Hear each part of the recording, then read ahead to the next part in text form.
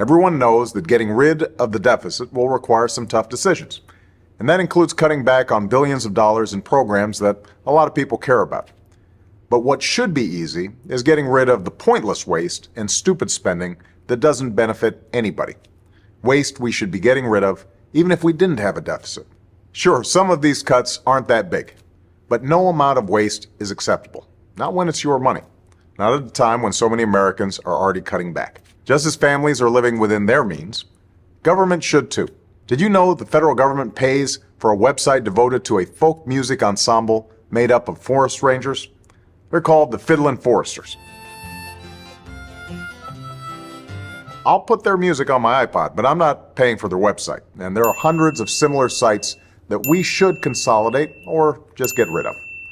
By the way, you're not only paying for websites no one needs, you're paying for thousands of buildings all across the country no one uses. For the last decade, the government's owned a massive and completely empty warehouse in the middle of Brooklyn, for example. Now, the government hadn't been able to sell this building and others like it because of red tape and Washington politics that held things up for years. But we're finally cutting through all that and plan to get rid of these buildings in the months ahead. We need to step up our game. We need to go after every dime.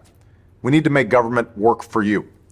That's why, starting today, I've asked the Vice President to lead a renewed effort to hunt down misspent tax dollars in every agency and department of this government. We're calling it the Campaign to Cut Waste, and I know Joe's the right man to lead it, because nobody messes with Joe. There's a new standard by which the government is going to function from this point on.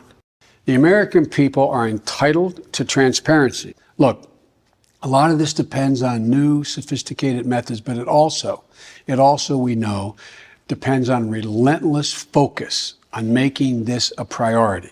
Focus that can't be delegated. We're holding ourselves accountable, and we're deeply committed and focused on making government function better. We're not just eliminating fraud and waste. We hope to be instilling an entire new culture that not only our administration, but every succeeding administration will in fact pursue. We're going to give you the government you expect and deserve.